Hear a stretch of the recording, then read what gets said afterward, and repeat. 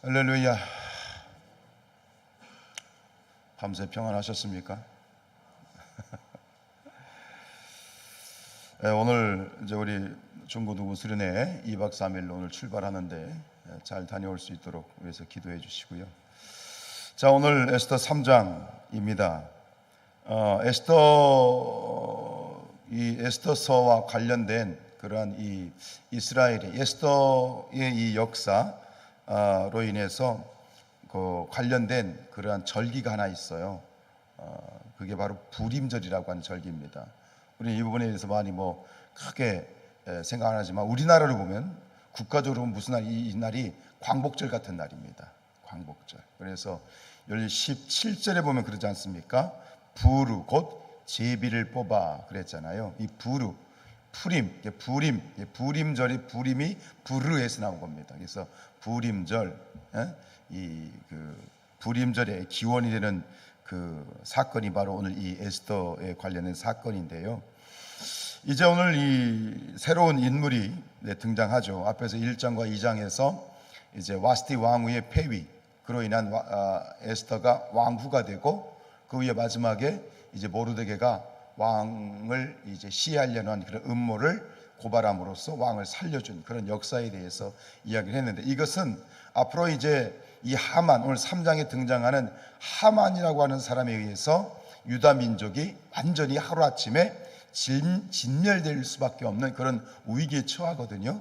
근데 그런 위기에서 이 이스라엘 민족을 구원하시기 위한 하나님의 준비의 이야기를 우리가 1장과 2장에서 봤다면, 이제 3장과 4장에서는 본격적으로 이 이야기가 전개가 되는 거예요.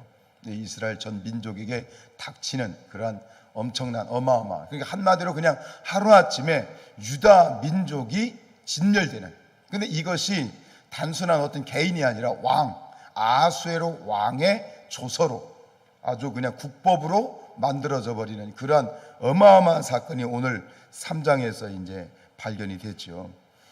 그 이야기가 이제 이렇게 엄청난 사건이 전개되는 그런 이유, 그 단초가 뭐냐면, 이제 아수에로 왕이 그 페르시아 제국입니다. 어마어마한 페르시아 제국의 이 2인자로 하만이라는 사람을 이제 즉위를 이렇게 기용을 하는데, 그 사람에게 이 아수에로 왕이 어떤 그런 특권을 주냐면 모든 대신들이 그 앞에 무릎을 꿇고 절하라고 시키는 거예요. 왕의 명령입니다. 그런데 이 모르드게가, 에스더의 이 사촌 오빠인 모르드게가, 역시 그도 이제 페르시아의 관료 아닙니까? 거부하는 거예요. 모든 관료들이 다 하만 앞에 무릎 꿇고 절하는데 모르드게만 거부하는 거예요. 그러니까 같은 동료들도, 야, 너 왕의 명령인데, 국법인데 왜 너 이걸 어기냐? 너 그러면 안 되는 거 아니냐? 그럼에도 불구하고 이 모르드게가 절을 하지 않거든요. 그러면서 그 이유를 밝혀요. 그가 왜 그렇게 하는지. 그 이유가 뭐죠? 그 이유는 그거예요. 내가 어느 민족이다? 4절에 보면 그렇게 나오고 있잖아요. 4절에 나는 유다인임을 알렸다라는 거예요. 이게 무슨 얘기입니까? 나는 유다인이기 때문에, 나는 유대인이기 때문에 나는 절을 할 수 없다. 이것은 이 모르드게가 절을 하지 않은 이유는, 그것은 결국 신앙적인 그런 이유 때문이죠. 그러니까 무릎을 꿇고 절을 한다는 것은, 이것은 신적인 경배다 이거예요. 나는 하나님을 믿는 사람이고, 이처럼 무릎을 꿇고 절하는 것은 오직 누구에게만, 하나님께만 하는 일이지, 이건 사람에게 할 수 있는 일이 아니다. 이건 나의 신앙적인 문제다 라고 하는 거예요. 그래서 나는 이제 이것을 거부하는 것이다 그러는데, 그러나 이것이 하만의 눈에는 어떻게 보이겠어요? 결국은 왕의 명령, 국법을 어기는 거고 자기를 무시하는 게 되는데, 그래서 그거를 이제 하만이 알게 된 다음에 감정이 안 좋지요. 이게 이제 왕의 뒤를 잇는 대제국의 2인자인데, 그러니까 이제 하만이 괘씸한 거예요. 그래? 너 두고 보자. 그런데 그 화살이 모르드게 한 사람에게 가는 게 아니라 모르드게가 속한 그 민족에게 가버린 거예요. 한 사람을 그냥 내가 죽여버리고 숙청하기에는 내 고난이 너무 큰 거야. 나의 힘을 한번 보여주리라. 내가 본때를 보여주리라. 그리고 이 하만이 작정한 게 뭐냐면 한 집단 숙청인 거예요. 한 민족을 숙청해버리는 거예요. 죽여버리는 거예요. 근데 그 정도로 그게 가능했던 거예요. 그만큼 하만의 권세가 하늘을 찔렀던 거예요. 그래서 날짜를 정합니다. 그래서 정한 날짜가 뭐예요? 마지막 달 12월 13일. 마지막 달 12월 13일로 날짜를 정하는데 그 날짜를 받아서 왕에게 허락을 받아요. 왕의 명령을 어기는 민족이 있습니다. 그 민족을 가만두면 왕에게 득될 것이 없습니다. 본때를 보여주십시오. 그래? 그래, 네가 알아서 해라.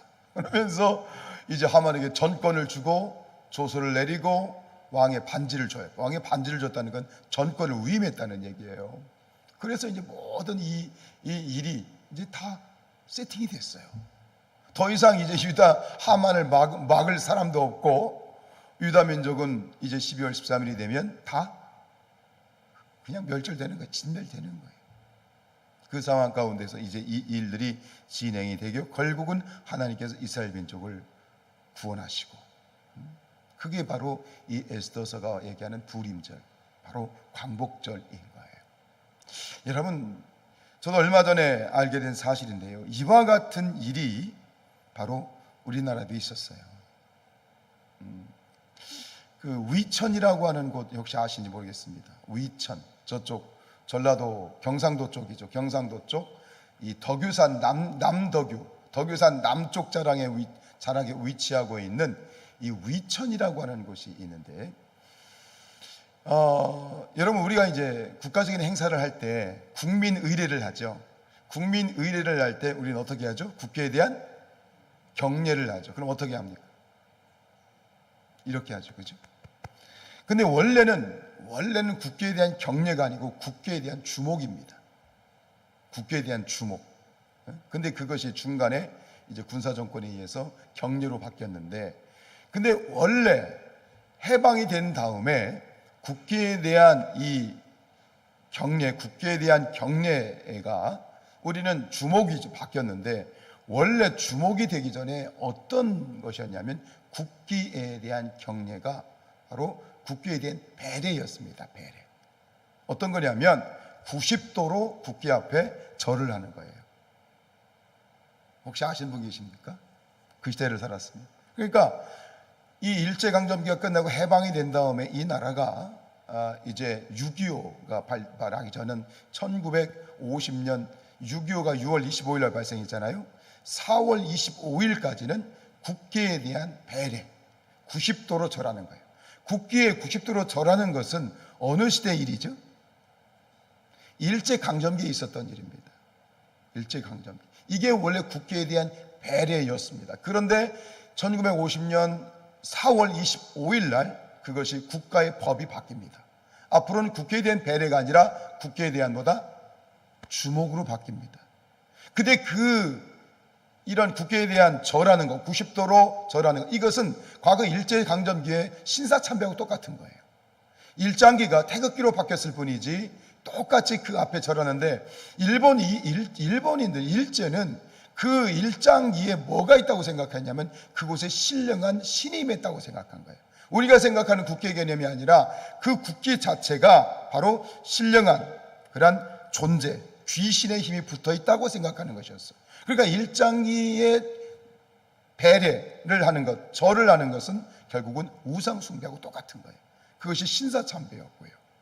그런데 이게 태극 일장기가 국기로만 바뀌었을 뿐이지 똑같은 패턴이 반복됐을 때, 근데 그것을 이 믿는 자들이 여기저기에서 이건 아니다라고 이야기를 했는데, 근데 결정적으로 그 국법이 바뀌게 한 그 주역이 누구냐면 저기 그 덕유산 밑에 있는 위천교회에 다니던 주일학교 학생들입니다. 주일학교 학생들 50명, 위천 국민학교에 다니던 700명 중에 그 중에 선생님 2분과 주일학교 50명의 아이들이 그 위천교회에 백영희 목사란 목사님이 부임하고 난 다음에 이 국회에 대한 절하는 거는, 배례는 우상 숭배다, 제2계명을 어기는 것이다라는 그 가르침을 받고, 그때부터 이 사람들이, 이 아이들이 바로 국계에 대한 배려를 거부합니다. 그리고 결국 그로 인해서 그 덕유산 자락이 알고 봤더니 전 지리산만 생각했는데 지리산과 덕유산이 붙어 있어서 그때 6.25 전이기 때문에 빨치산의 활동이 굉장히 심할 때입니다. 국가적으로 굉장히 살벌할 때입니다. 공비다, 저 빨치산과 내통 있다 그러면 그냥 사형입니다. 그런 상황 가운데에서 국기에 대한 절을 거부하는 것은 이것이 공산당으로 몰려서 죽을 수도 있는 상황이었습니다. 그럼에도 불구하고 목숨을 걸고 이 초등학교 학생들이, 국민학교 학생들이 그걸 거부하는 거예요. 왜? 이것은 우상 숭배다. 그 이야기를 보면 초등학교 1학년 여자아이가, 그때는 체벌이 있었으니까 교장 선생님이 교장실로 붙어가지고 애를 때립니다. 싸대기를 때리고 코피가 나고 귀에서 쥐가 터지는 초등학교 1학년 여자애를, 중학교 학생이죠, 너 이거 거부하면 안 된다라고 막 교장 선생님이 애를 갖다가 체벌을 가하는 거예요. 코피가 터지고 귀가 터지는 그런 상황 가운데에서도 그 아이들이 국기에 대한 배려를 거부하는 거예요. 뭐 자세한 이야기는 할 수 없습니다만, 결국 이 위천 교회 주일학교 50명의 아이들과 또 당시 위천 초등학교 교사로 있었던 2명의 선생님이 함께 그것을 거부함으로 말미암아 목숨을 걸고, 죽을 수도 있는 그런 상황 가운데에서 목숨을 걸고 거부하는 그 일 때문에 결국 국법이 바뀝니다. 그것이 바로 국기에 대한 배려가 아니라 뭐예요? 국기에 대한 주목으로 바뀝니다. 그 위천 초등학교, 위천 국민학교 주일학교, 그러니까 그 제목이 그렇게 나오는 거예요. 국법을 바꾼 주일학교. 우리 역사 가운데 있었다라고 하는 것이죠. 여러분, 그 주일학교를 그 교회, 위천교회 담임 목사이던 배경희 목사님이 이렇게 가르쳤습니다. 세 가지인데 두 가지를 말씀드리면, 국기에 대한 배려란 뭐냐? 그러니까 왜 너희들은 국기에 대한 절을 안 하냐? 국가에 대한 네가 반국가적인 이적 행위 아니냐라고 했을 때 그 말씀의 근거에서 이렇게 정확하게 얘기합니다. 국기 배려란, 국기는 나라의 표상이다. 그러나 인격체가 아닌 국기에다 절을 하는 것은 국기를 인격체로 상대하는 것이다 라고 하는 거예요. 그것은 제2계명의 우상이 되는 일이다. 국기를 거부하는 것이 아니라 우리는 배려를 거부하는 것이다. 국기에 대한 우리가 거부를 하는 게 아니에요. 태극기에 대한 거부하는 것이 아니라 그 절하는 것은 우상 숭배이기 때문에 우리는 거부한다. 두 번째는 기독자의 애국이란 뭐냐? 너희들도 이 국가의 이 대한민국의 백성으로서 애국자가 되어야 되지 않겠느냐라고 했을 때, 그럼 우리 기독교인의 애국은 무엇이냐라는 그런 가르침을 주는데, 뭐냐면 농부의 애국은 농사를 잘 짓는 것이다. 그렇죠? 그렇다면 기독교인의 애국은 하나님의 계명을 바로 지키는 것이다. 왜요? 하나님의 말씀을 바로 지키고 계명을 지켰을 때 축복은 하나님이 주시는 것이지, 만약 하나님의 계명을 어기면 이 나라는 하나님의 심판을 받게 되는 것이다. 이해가 되시죠? 즉 기독교인의 애국은 하나님의 계명을 잘 지키는 것이고, 우리가 말씀을 순종하면 하나님이 당연히 이 나라 이 민족을 축복하신다. 그러므로 기독교인이 배려를 거부하는 것은 나라를 사랑하기 때문이다. 애국의 방법이 다를 뿐이다. 주일학교 2학년 아이부터 약 50명의 아이들이 선생님한테 매를 맞고 교장 선생님한테 폭행을 당하고, 그리고 잘못하면 경찰들에게 사형을 당할 수도 있는 그런 위기 속에서 선생님 한 분은 개머리판에 얼굴을 맞아서 거의 죽을 뻔하기까지 합니다. 국법을 바꾼 주일학교.